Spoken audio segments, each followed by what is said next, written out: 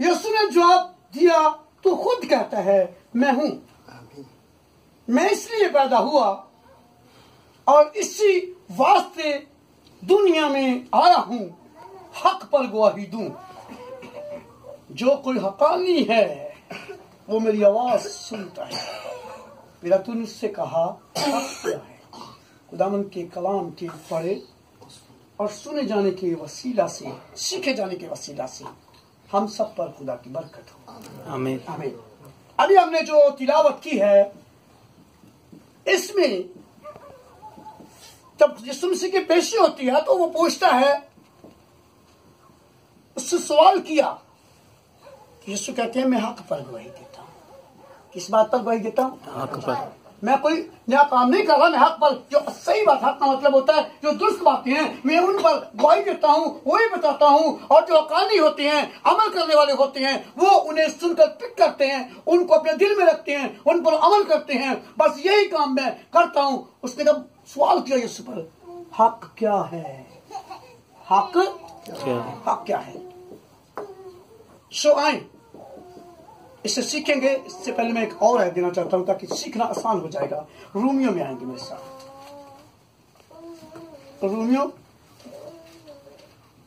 Romeo का खत, Romeo के नाम खत जी निकाल लिया आप लोगों ने? रोमियो पहला बाब, इसकी 18वीं आयत में कस्सा की तिलावत करूंगा। क्योंकि खुदा का गज़ब उन आदमियों की तमाम बेदीनी और नाराजगी पर आसमान से जाहिर होता है जो हक और नाराजगी से दबाए रखते हैं। यहां कहता है कि आसमान से खुदा का गज़ब जाहिर होता है। क्या होता है? गज़ब जाहिर होता है। इसलिए यीशु मसीह ने कहा मैं हक पर गवाही देता हूं, क्योंकि यीशु मसीह पर कोई गज़ब जाहिर नहीं होगा। वो गज़ब का फर्जंद नहीं है, वो क्या है? वो खुदा का बेटा है और गज़ब के फर्जंदों पर ही गज़ब नाज़िल होता है। वो किसका बेटा है? खुदा का बेटा है। उसने कहा मैं हक पर गवाही देता हूं। सो मैं अब सिखाना चाहूंगा, यही बात सिखाऊंगा। आए मेरे साथ आगे बढ़ते हुए इसे सीखेंगे। लिखा है जो हक को नाराजगी से दबाए रखती हैं। पहली बात क्या है? हक को नाराजगी से दबाए रखते हैं। ये दूसरे से है, हक को नाराजगी से दबाए रखते हैं। अपने कानूनों के नाल, अपने कम्मां दे नाल, अपने रवैये दे नाल, अपने आप नूं अपनी जगह ते कायम रखने की खातर क्या करते हैं? खुदा के कलाम को दबा देते हैं। कलाम को क्या करते हैं? दबा देते हैं। सो इसे खोलेंगे आगे जाकर। और अगली बात भी एक बार फिर पढ़ता हूं। आदमियों की तमाम, कितनी चीजा तमाम बेदीनी पर, आदमियों की तमाम बेदीनी पर क्या होता है? मीनी और नाराजगी पर आसमान से गज़ब जाहिर होता है। आज मेरा जो टॉपिक है वो ये है, खुदा के गज़ब किस तरह आता है? खुदा का गज़ब किस तरह आता है? खुदा का गज़ब। आज गज़बों पर गौर करेंगे ताकि कलीसिया को पता चल जाए कि गज़ब आसमान से जो जाहिर होती हैं वो किस तरह होते हैं। आसमान से बरकतें नाज़िल होती हैं। लिखा है कि वो अपने आसमान को खोलता है और फिर वहां से क्या करता है? तमाम, अगर सुन कहते हैं तमाम अच्छी चीजें और बरकतें तो आसमान के बाप की तरफ से, ऊपर से, आसमान से आती हैं। अच्छी चीजें वहां से आती हैं। तो यहाँ क्या गज़ब भी आसमान से जाहिर होता है। आज इस पर गौर करेंगे। सो पहला गज़ब, इसी के पहले बाब की 24 आयत से मैं शुरू करता हूं। इस वास्ते खुदा ने उनके दिलों की ख्वाहिशों के माफिक उनको नापाकी में छोड़ दिया। जो नापाकी में फिरते हैं ना लोग, वो खुदा के गज़ब के नीचे है। ये गज़ब है। क्या किया खुदा ने? उनको उनके दिलों की ख्वाहिशों के माफिक क्या किया?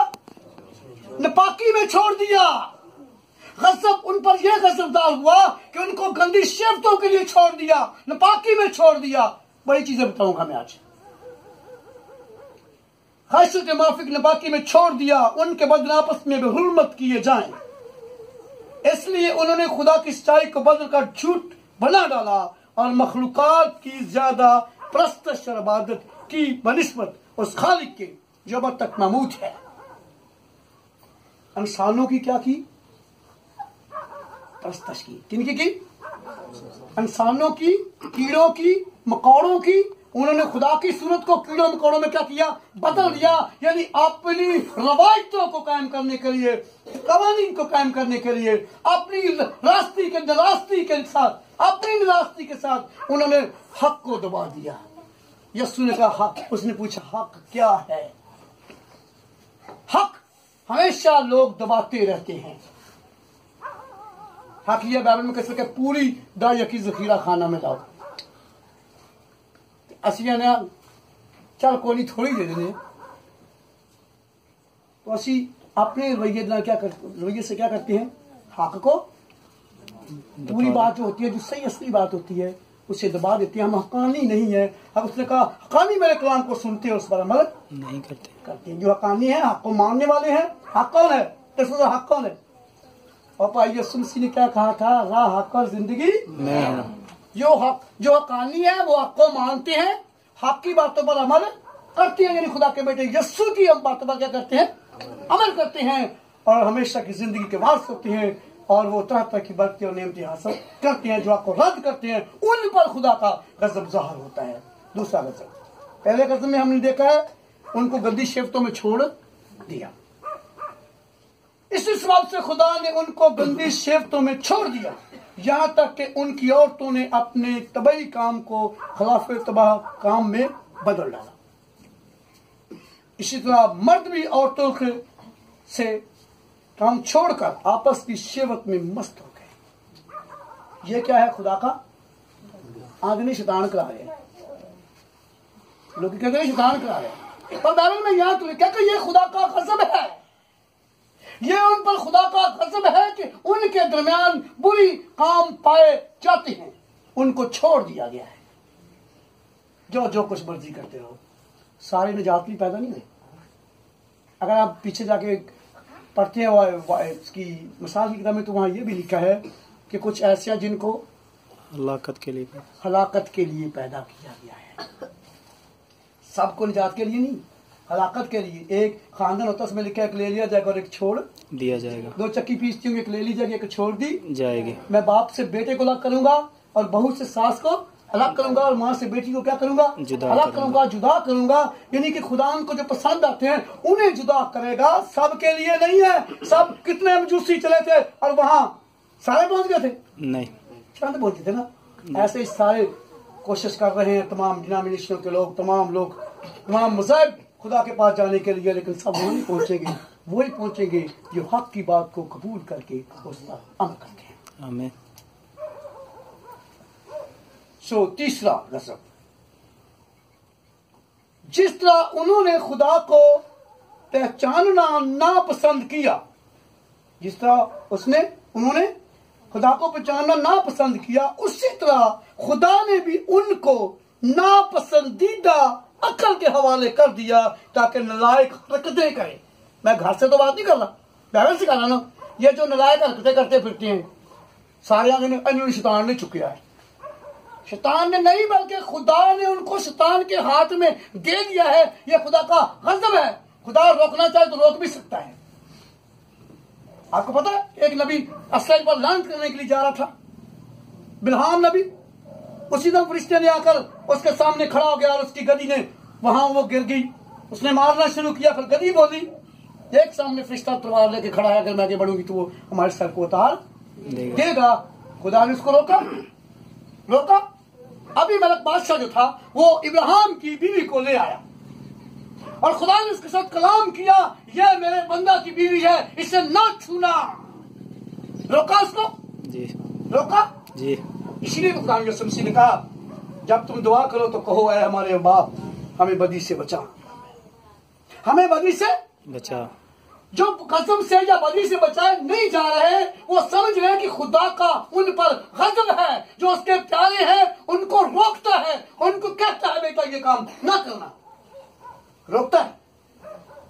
एक उसका बेटा जा रहा था ना, वो कहां जा रहा था? वो 99 को भेजा गया था और वो तरसीस के जात पर बैठकर वो दूसरी तरफ जा रहा था, और खुदा ने उसे रोका। एक बहुत बड़ा तूफान लाया समंदर में, उसको रोका, फिर वो मछली के पेट में गया, फिर वहीं जा फेंका जहां खुदा की मर्जी थी। मेरे अजीजों, मेरी बेटियों, मेरे भाइयों, सिखा ये रहा हूं, खुदा चाहे तो रोक सकता है, खुदा चाहे तो रोक सकता है। अगर किसी को नहीं रोक रहा, उससे कलाम नहीं कर रहा, तो वो समझ ले कि गज़ब के नीचे है, खुदा ने उसकी तरफ से अपनी मुंह को फेर लिया है। जैसे रात कुछ कहा था, खुदा ने उसकी तरफ से अपने मुंह को फेर लिया। आगे बढ़ेंगे और अगला गज़ब, पर जो हर तरह की नाराजगी, बदी, लालच, बदख्वाही से भाग गए और हसद, खून रेजी, झगड़े, मुकारी, बुग़्ज़ से मामूल हो गए और गनीमत करने वाले, बदखो, खुदा की नजर में नफरती, औरों को बेइज्जत करने वाले, मगरूर, शेखीबाज, बुनियों के बानी, माँ बाप के नाफरमान, ये सब के सब गज़ब के नीचे हैं। ये सब के सब खुदा के गज़ब की बदौलत है। जिनकी औलाद नाफरमान है, उस पर खुदा का गज़ब है। जो न्याय करता फिरता है, उस पर खुदा का गज़ब है। जो बदख्वाही करता फिरता है, उस पर खुदा का गज़ब है। लेकिन लिखा, जो ऐसा नहीं करते वो मुझसे नहीं है। जो खुदा के कामों को नहीं करते वो मुझसे नहीं है। जो ये करते हैं वो अपने बाप इब्लीस से हैं।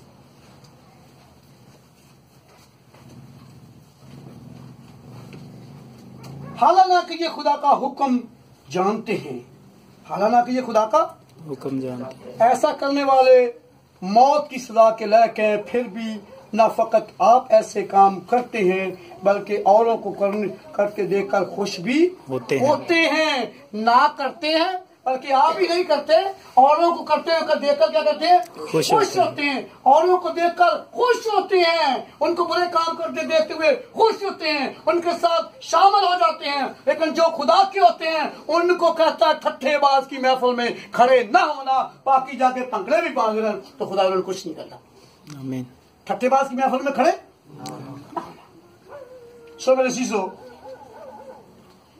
खुदा का गज़ब यूं ज़ाहिर होता है। चीजें सीखी है कौन सी?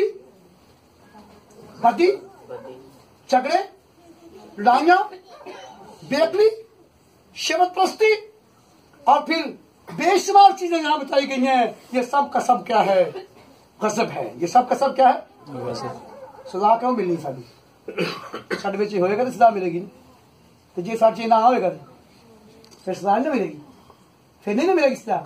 आमीन। फिर सजा नहीं मिलेगी, होएगा तो फिर मिलेगी। आज जरा दाऊद इसीलिए एक दुआ करता है, दुआ को देखिए।